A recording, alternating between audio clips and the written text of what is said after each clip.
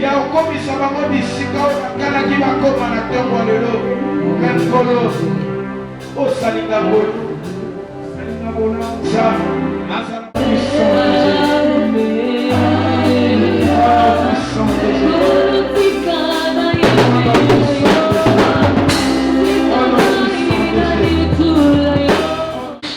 ya Nazareth. C'est lui notre Dieu. Yende nzambe na biso. C'est lui notre sauveur. Yende mopikisi na C'est lui biso. notre rédempteur. Yende mosikoli na biso. Amen. Asseons. Tovandi. Oh, tu es venu à un bon endroit. Ngena bisayo oye nesika ya malamu. Je dis, tu es venu à un bon endroit. Na yoki yote na lobi oye na esika ya malamu. Tu es venu à un bon rendez-vous. Oye na bokutani malamu. Même ceux qui nous suivent au loin, qui sont bénis. Atako bato bazona na biso na musika bango pe bapambolami. Parce que c'est le moment précieux de notre vie. Kwete elatango ya malamu pe ya kitoko ya bomoi na biso. Dieu est une bénédiction. Koyoka nzambe eza lipamboli. En écoutant Dieu, tout devient possible dans la vie de l'homme. Kwete na koyoka nzambe nyonso ekomaka pete na bomoi ya mutu. L'homme n'est pas le produit d'un hasard, l'homme vient de la parole de Dieu. Moto aza mbuma ya mpwasa te kasi aza mbuma ya liloba nzambe. L'homme n'était pas d'un arbre. Moto auti na nzete te. L'homme n'était pas d'un singe. Moto auti na likaku te. Mais l'homme est l'espèce de la race de Dieu.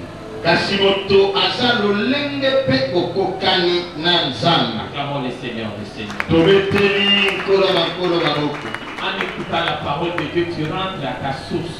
Webi na koyokaka liloba nzambe ozosomba na boboko na yo. Alléluia. Amen. L'arbre vient de la terre. Webi nzete euti na mabele. Parce que Dieu n'a pas dit j'ai fait les arbres, j'ai fait les arbres. Non. Nzambe aloba te nasali banzete. Il a dit la terre produit les arbres. Aloba nde na mabele bota banzete. Et les arbres sont nés de la terre. Pe banzete ebotami na mabele. C'est pour ça que l'arbre, pour avoir la vie, ne peut pas se séparer de la terre. Yangano moni pon sekte asala na bomoi akoki ata mokolo moko te kokabwana na mabele. Dieu a dit que les eaux produisent des poissons. Nzambe alobi ba mai ebota bambisi. Les eaux ont créé des poissons. Pe mai esalaki bambisi. La source du poisson, c'est l'eau. Webi mopoko ya mbisi eza mai. Pour vivre, le poisson ne peut pas se séparer de l'eau. Webi pona kopika mbisi akoki kokabwana na mai te. Alléluia. Amen. S'il se sépare de l'eau, il meurt. Soki akabwani na mai ya kufi. C'est comme l'homme. Eza pe lokwa moto. L'homme vient de Dieu.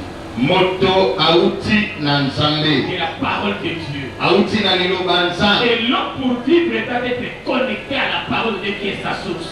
Yango motu kwa pita esengeli asangana na liloba nzambe lokola mopoko na ye. Même si tu es détruit, ata oyo ebisami Dieu peut te restaurer. liloba oyo esala yo ekoki kozongisa biso ya sika. Même si tu es malade, atako yo ozobela la parole qui t'a créé peut te guérir. liloba oyo ekela yo ekoki kobikisa yo. Parce que tu rentres à la source.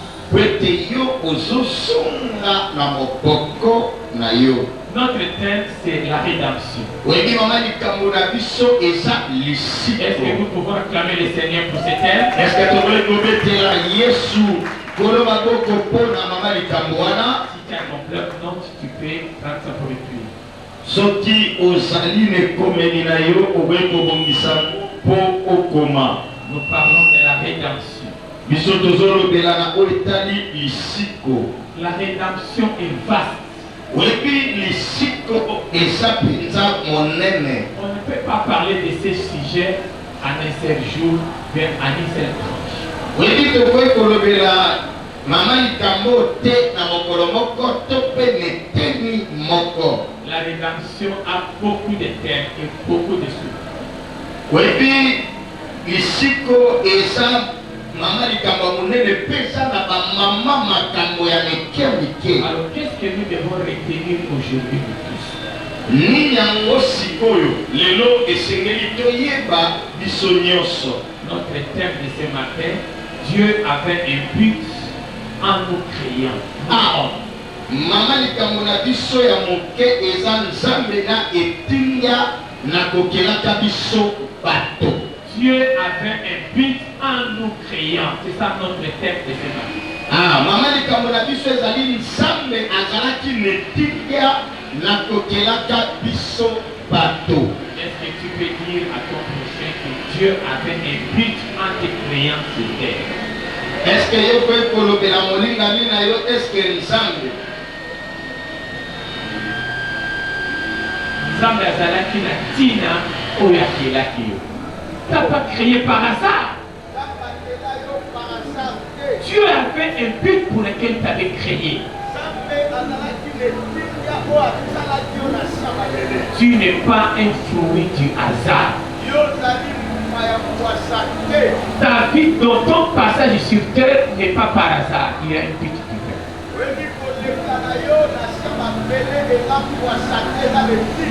Acclamons le Seigneur des Seigneurs. Quand nous lisons les livres de Genèse, la Bible nous dit que Dieu a créé toutes choses selon son espèce.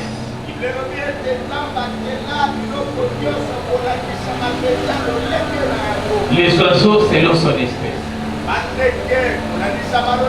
Les poissons selon son espèce. Et chaque espèce doit reproduire son espèce.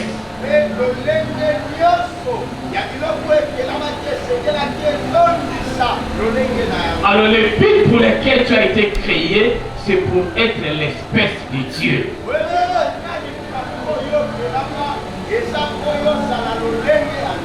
Alléluia. L'homme a été créé pour être l'espèce de Dieu sur terre, ou bien la race de Dieu sur terre, la marque de Dieu sur terre.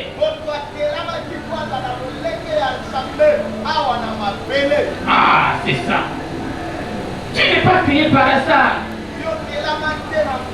C'est pour être l'espèce de Dieu, la race de Dieu, la famille de Dieu, la marque de Dieu.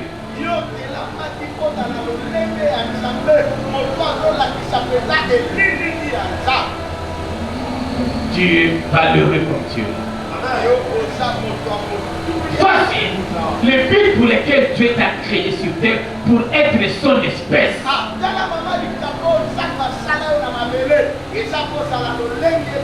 Les poissons créés selon son espèce.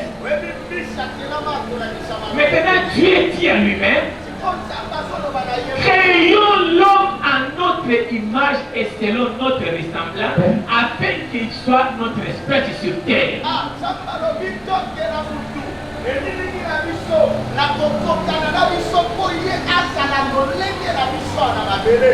La créature qui devait superviser toute la création de Dieu ne pouvait qu'avoir l'espèce de Dieu.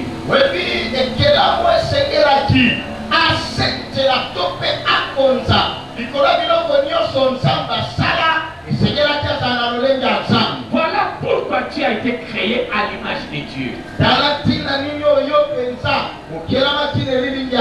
C'est pour être maître de tout ce que Dieu a créé.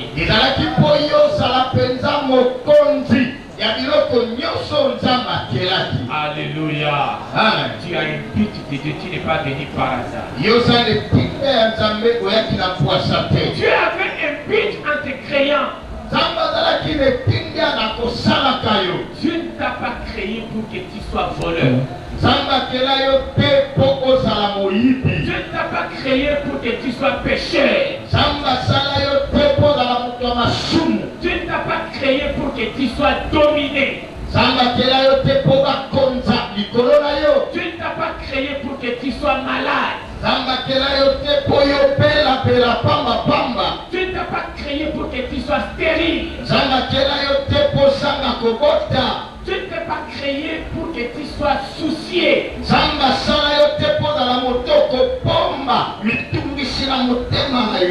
Dieu t'a créé pour être sa marque sur la terre.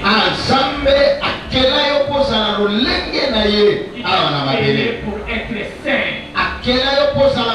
santo. Il t'a créé pour être juste. Akela yo kozala Il sembo. t'a créé pour être en bonne santé. Akela yo kozala nzoto Il t'a kolongono. créé pour être fécond. Akela yo po okota Il t'a ebele. créé pour que tu domines. Akela yo po yo okonza. Et tu as une mission sur terre. Pe yo zane tindia awa na mabele.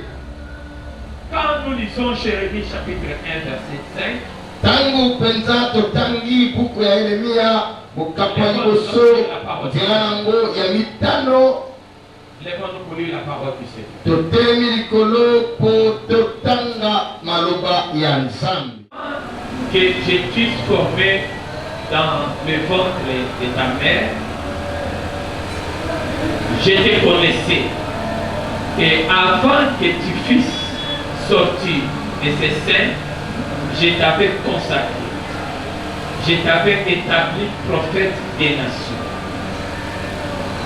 C'est la parole du Seigneur. Waneza liloba Nzambe. Alika. Liboso ete nasala yo na libumu ya mama na yo nayebaki yo. Liboso ete obotama naponaki yo osalelaka ngai. Ozala profete na ngai na kati ya bikolo. Alléluia. Amen. Ça, c'est la parole du Seigneur. Tobeteli liloba Nzambe maboko. Personne n'est venu sur terre par hasard. Eza na mutu moko te aya na mokili oka na mpwasa boye. Dieu s'adresse à Jérémie et avant que moi, Dieu, je t'eusse formé dans le ventre de ta mère, je t'avais connu déjà. Webi awa Nzambe azobisa Jérémie alobi yango ete ngana tya yo to mpe nasala yo na libumu ya mama na yo nasi nayebaki yo. Dieu t'avait connu avant que tu entres dans le ventre de ta mère. Webi Nzambe asi ayebaki yo yango yo kota na kati ya libumu ya mama na yo.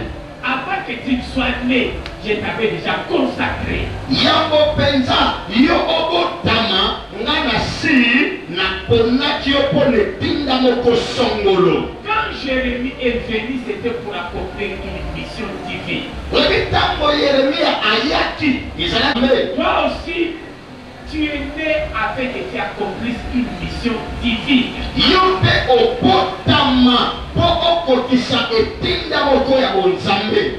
L'homme a été créé pour être divin sur terre.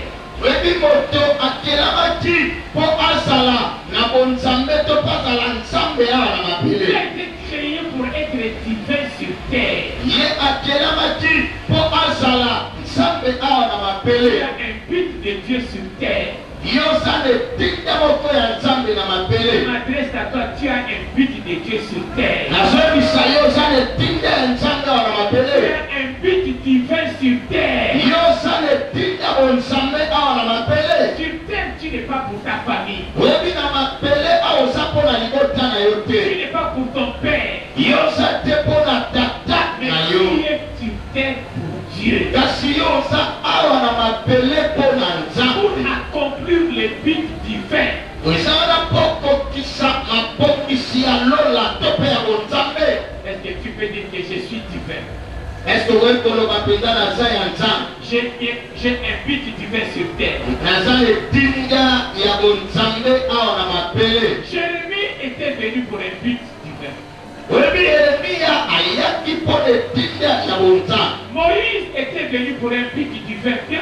Bien qu'on l'avait jeté, il avait un but divin. Mose mpe ayaki na etinga ya bonzambe atako babwakaki. David avait un but divin en venant sur terre. Oyebi Dawidi azalaki na etinga ya bonzambe akoyaka na mabele. Élie avait un but divin en venant sur terre. Oyebi Eli mpe azalaki na etinga ya bonzambe nakoyaka na mabele.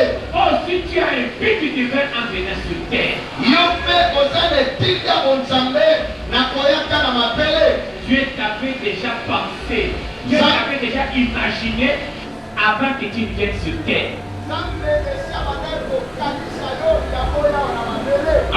Alléluia. Dieu t'avait pensé avant que tu ne viennes sur terre. de Dieu sur terre. Tu es la pensée de Dieu sur terre. Je te dis, tu es la pensée de Dieu sur terre comme tu es. Dieu t'avait pensé avant que tu viennes sur terre. Tu n'es pas quelqu'un que les gens ont fabriqué. Mais tu as un but qui fait sur terre. Dieu t'avait pensé avant que tu viennes sur terre. Le psaume 139. Psaume 139, le verset 16. Verset 16. Donc, lorsque j'étais une masse informe, tes yeux me voyaient.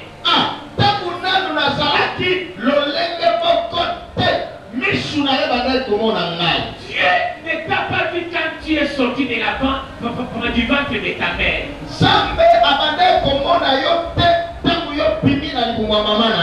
Tu n'as pas commencé à exister le jour où tu es sorti du sein de ta mère. Il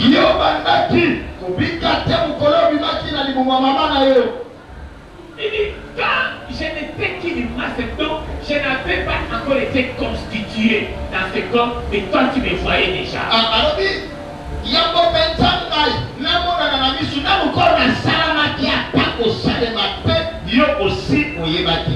Tu me voyais.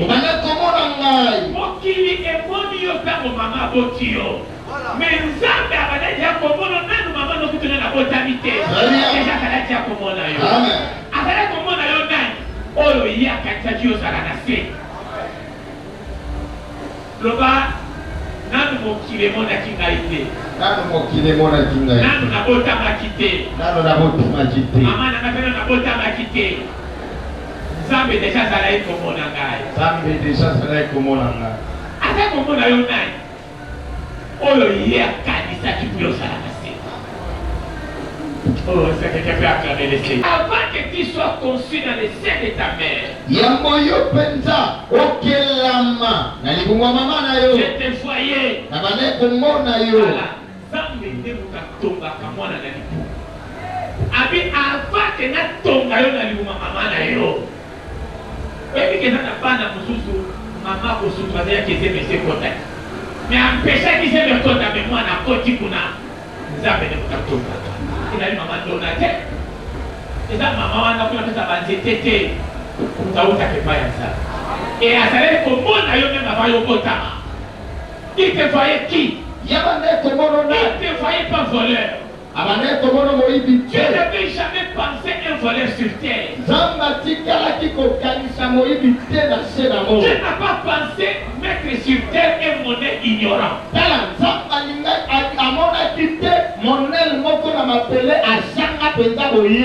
tu es pensé fleurir sur terre, il pensait un fleuri grand comme lui. En bonne santé, qui domine, avec une mission spéciale. Je dis que tu as une mission spéciale. Tu as une mission spéciale. Dieu va travailler avec toi sur terre. Acclamons le Seigneur des Seigneurs. C'est parce que Dieu avait une mission avec lui.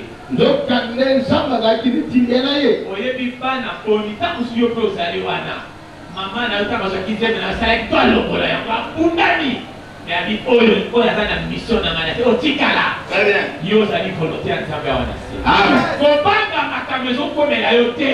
Amen. Nzambe ayebi nano ya kanisa ki ozala na se. Très bien. Ata bato batelemi me bakoepase plan nzambe mpo na vina. Très bien.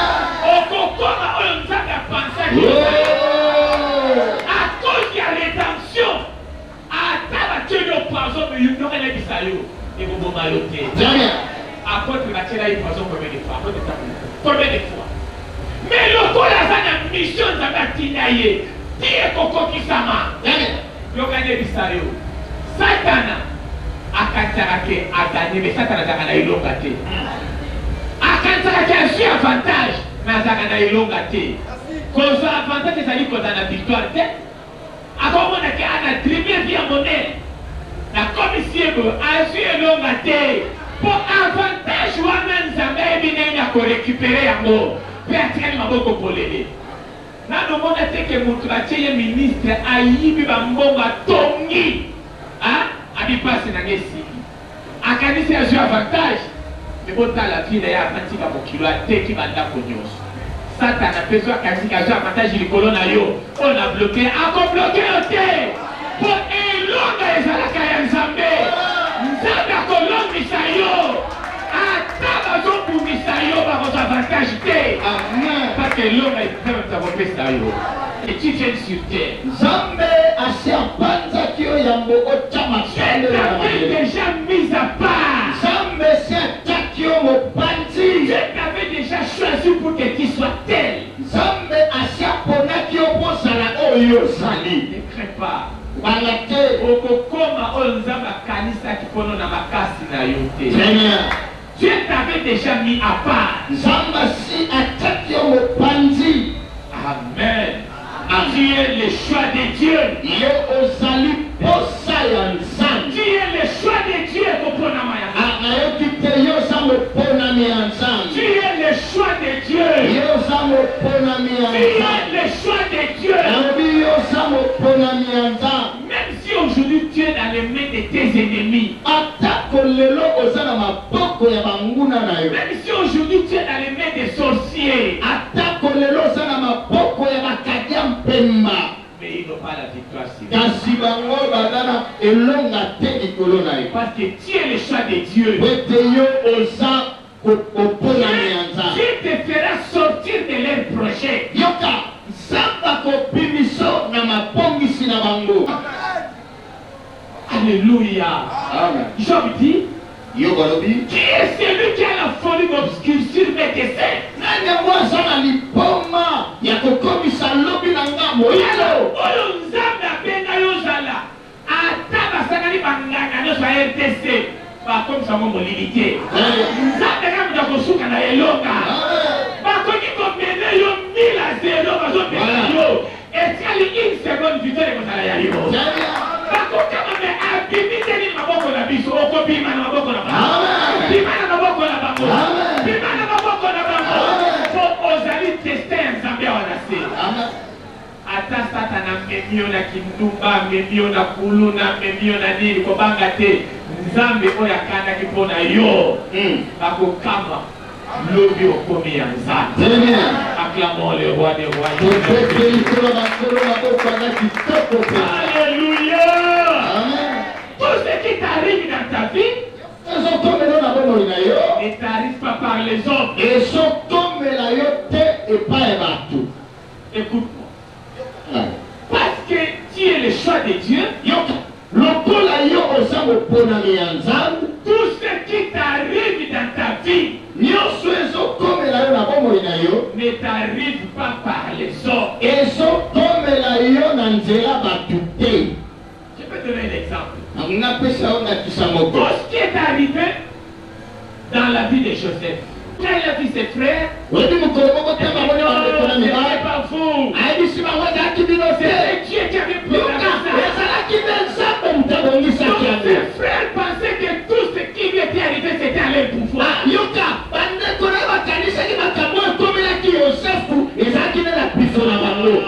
Yo bengami na nzambe nyonso ezokomela yo eza na makasi ya bato te ezali mabongisi banzela nzambe azolekisa yo eza banzela nzambe azolekisa yo eza banzela azolekisa yo oyo nyonso ekomela yo tala moto abeta tolo te oyoki ngai tout ce qui t'arrive ne vient pas par les hommes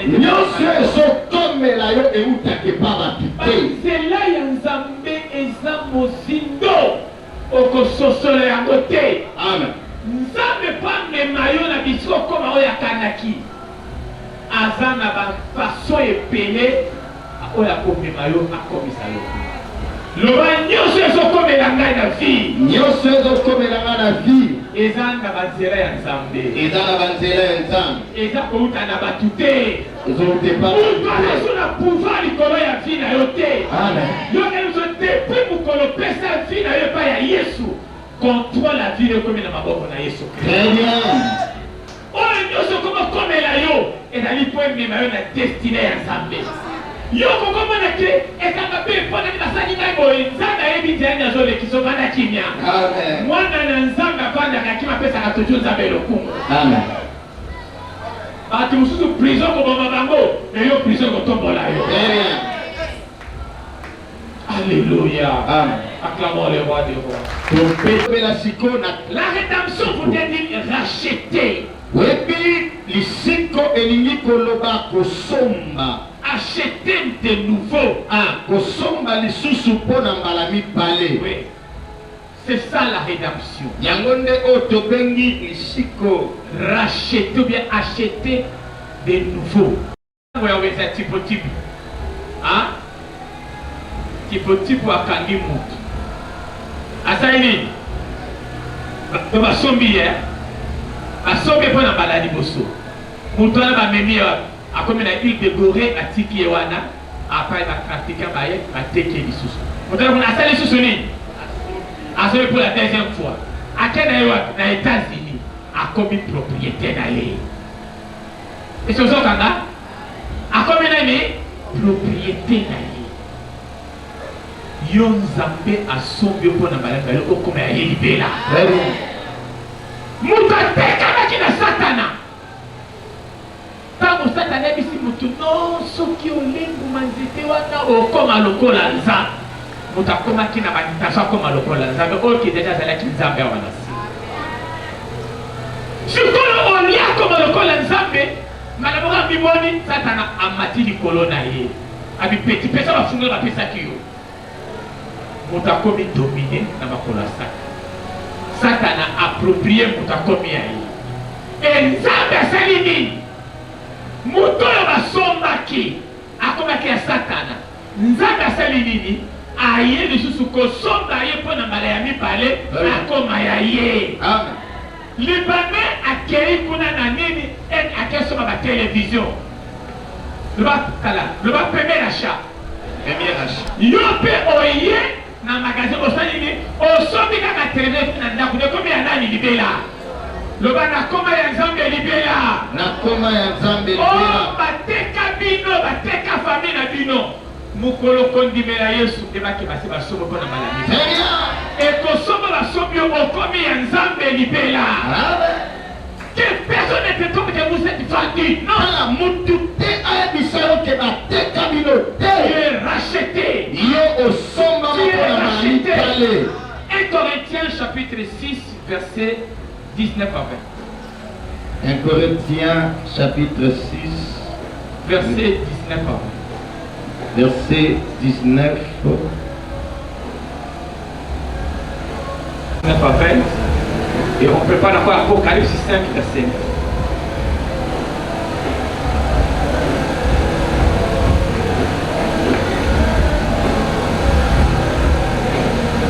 Alléluia.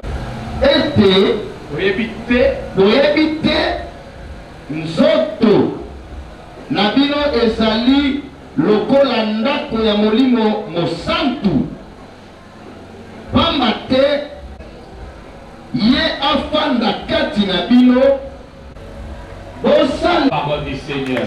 eteli Nzambe maboko. Nous avons été rachetés par Dieu. Biso tosombama epai ya Pour lui Nzambe appartenir. po tozala ya ye. Tu dois mettre dans ton esprit. Ye sengeli otya na molimo no to mpe na makanisi na yo. Comment acheté par Dieu? Ngai basomba ngai epai ya Je Nzambe. suis la propriété privée de Dieu. Et Dieu t'a acheté pour lui maintenant. Kasi Nzambe asomba yo mpo na ye Tu dois sikoyo. changer ta façon de voir. Esengeli na yo opongola lolenge na Apocalypse 7 komona. dit que tu as acheté par ton sang pour Dieu le peuple de toutes les nations. Biblia elobi ete yo somba na makila na yo mpo na Nzambe bato ya mabota nyonso. Alléluia. Amen. Donc, rédemption veut dire racheter de nouveau, bien acheter de nouveau. Oyebi lisiko liloba kosomba mpo na mbala mibale. Rédemption veut dire quoi? Récupérer. Oyebi lisiko elingi koloba nini? Kozwa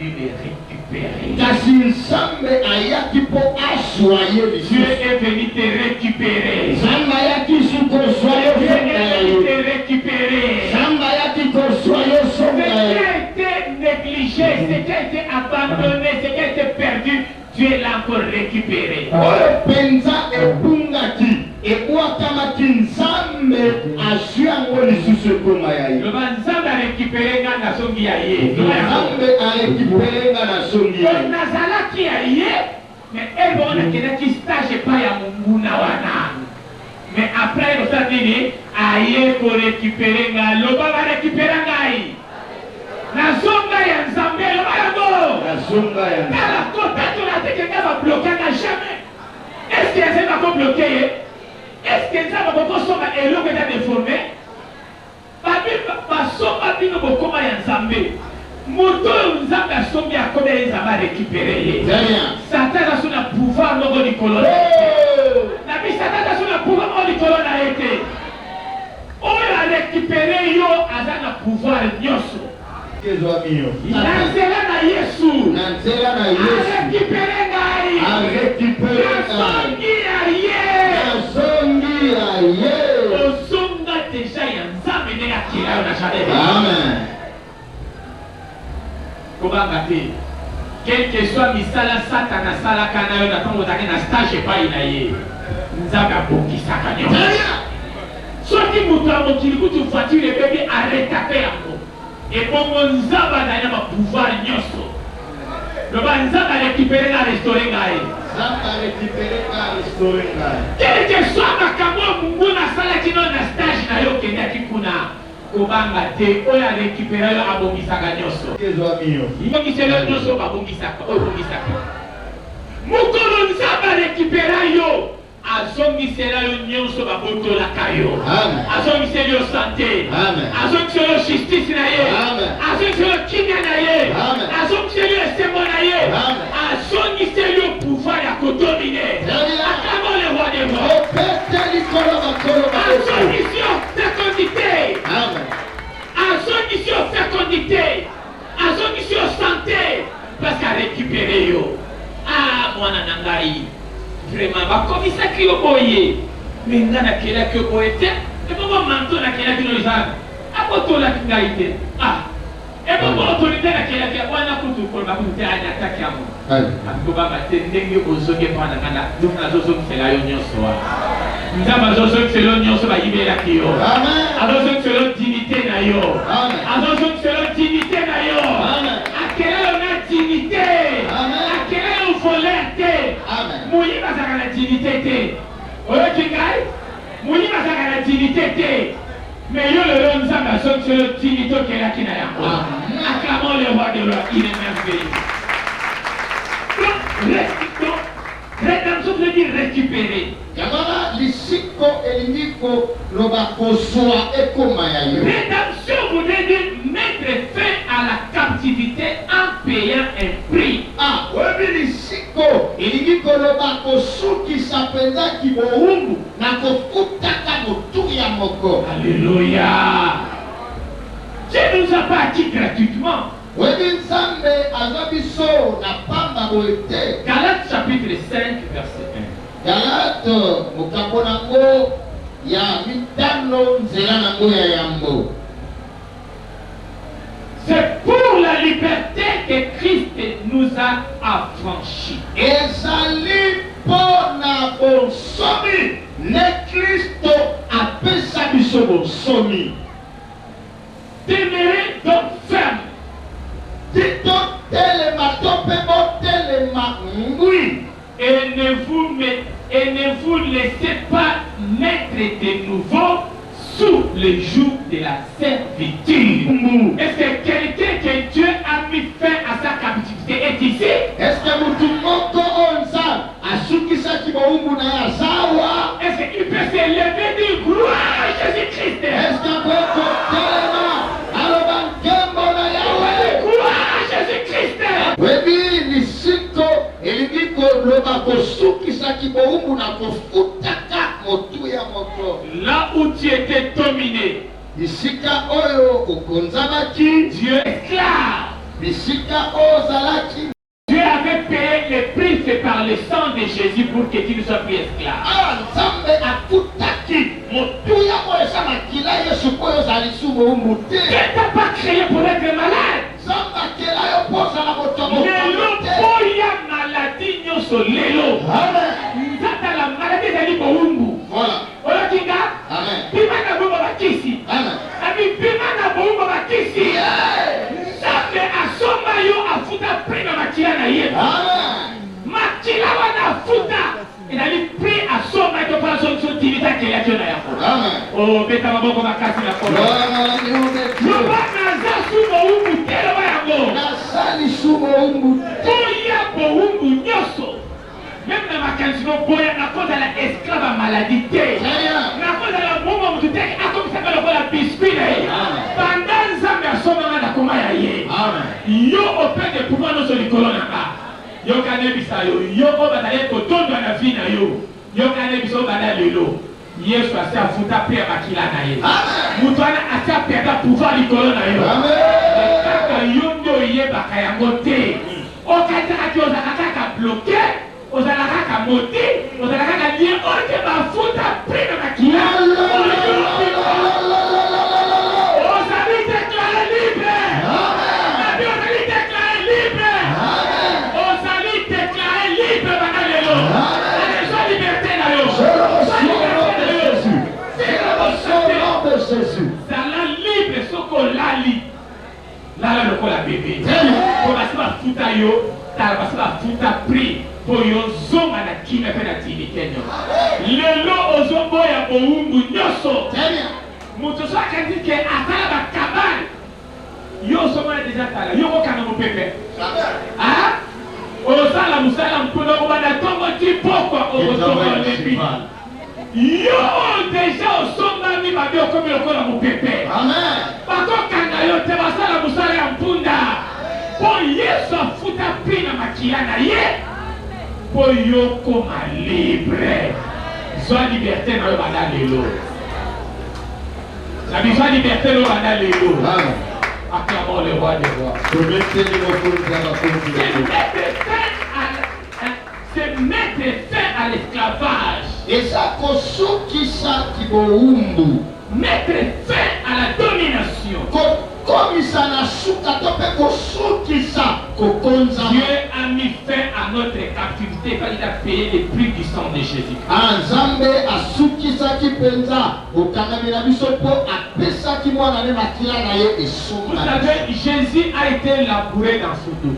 Webi Yesu penza babalola mukongone lokwa babalola na mabele. Le sang a coulé. Akila esopa na Afin que ki. tu sois libre dans ta vie. Wete yo ozwa osomi na Afin bomba. que tu sois libre dans ta vie. Wete yo ozwa osomi na bomba. Afin que tu sois libre dans ta Wete vie. yo ozwa osomi na bomba. Je le déclare maintenant. Natatoli ya Au mosiko. nom de Jésus-Christ. Na kombo na Yesu. Toute personne Muntu nyonso qui vivait de ta sueur, wabandeko bika qui na profitait kotoki na de ye ta vie, wabandeko il tali a oyo na ye perdu le contrôle de yapenza aperde bokonzi likolo na yo oh, akangaki yo bala te yoka Yesu afutaki prix po yo ozala libere. Po Nzambe akeyaki yo po bala. Oh, nakanga kobota na yo yoka nabisa yo. Lelo ozali déclaré libre. Asali musala ya mpunda. Po Yesu asi afuta prix na makila na po yo bota. Alezonga neza bakeya yo. Alezwa liberté na yo. Liberté na yo. Liberté na yo. Liberté na yo. Liberté na yo. Liberté na yo. Alléluia. Eloko moko te eza na nguya koleka makila na Yesu. Nabi eza na eloko te eleki makila tala. Ndoko koleka makila na Yesu. Même chèque na yo eleki makila na Yesu makila na nguya te. Babengo les sangs précieux. abenyango makila Makila wana kitoko azwa yango na atante. Oyoki ngai? Makila wana azwa yango na atante. Azali fils d'atante. Ozokanga malamu. Mais makila wana eza ye moko Nzambe. Oh, nazomona liberté loko banda lelo. amen Makambo ekomi kofungwama. namoni santé na yo ezongi normal, namoni libala na yo komi kosalema, namoni bana na yo na pouvoir na kokanga libere bana a libere te yoka ngai a libere te pa yokeli yo mawa mais a libere po makila epesi petio makila ils ont effectué les cas de condition.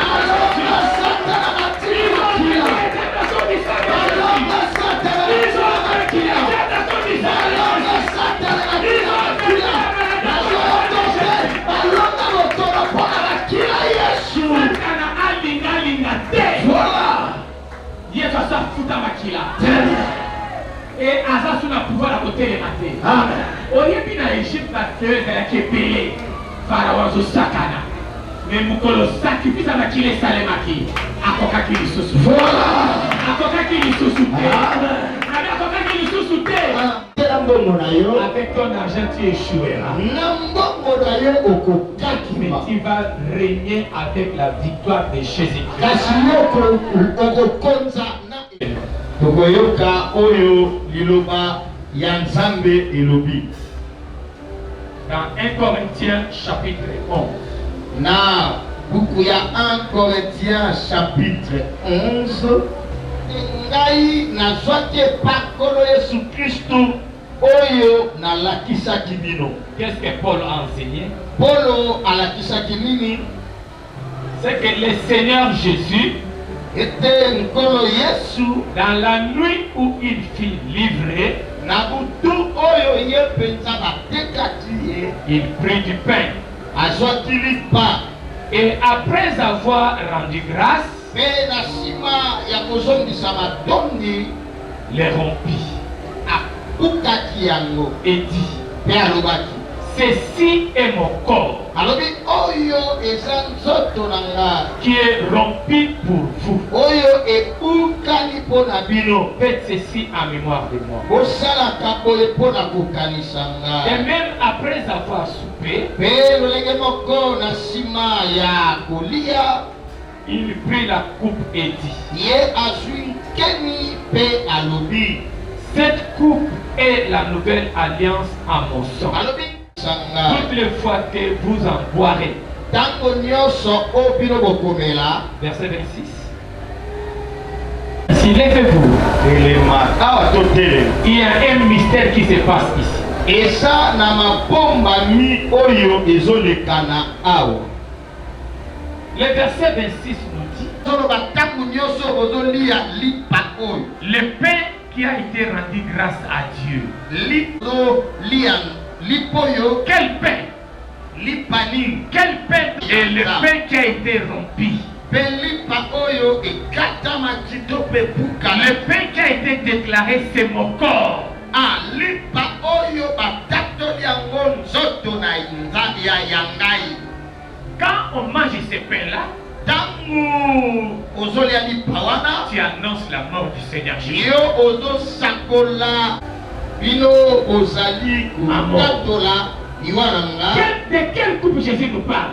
Awa nkeni nini Yesu azolobela biso?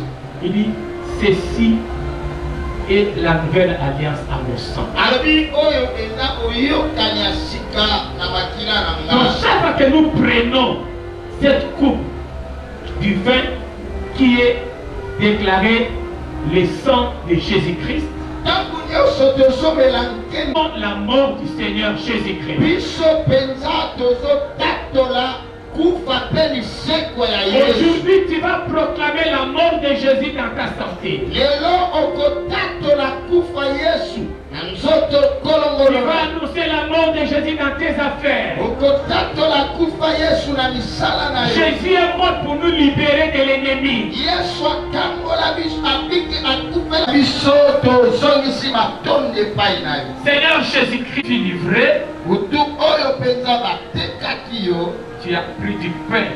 ozwaki lipa, Tu as rendu grâce au Père. ozongiseli matondi epai Et tata. après avoir rendu grâce au Père, Pe na nsima ya kozongisa matondi tu l'as epai tata, rempli. Et après l'avoir rompu, tu as déclaré ceci est mon corps. Prenez, mangez-vous tous. Tu as dit chaque fois que vous mangerez ces pains, vous annoncez ma mort. Nous te rendons grâce pour ton corps qui a été brisé, rompu à la croix. Ton corps qui avait porté nos péchés et nos maladies. Tu es mort à cause de nous et à notre place. Merci parce que tu nous donnes ton corps à manger. Et par ton corps, nous annonçons ta mort partout dans tous les domaines de notre vie.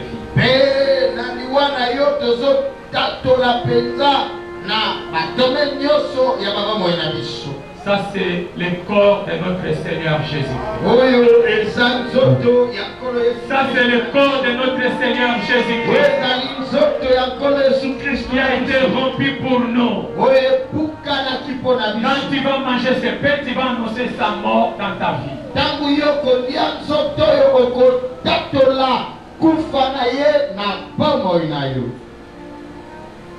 Nous te rendons grâce, Seigneur, notre Père. Car tu as dit chaque fois que nous boirons dans ces vins, nous annonçons ta mort.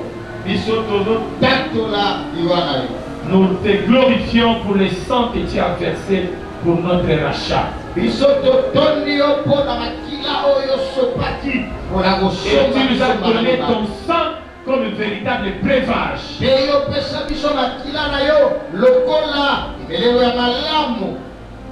Par cette coupe, nous annonçons la nouvelle alliance à ton.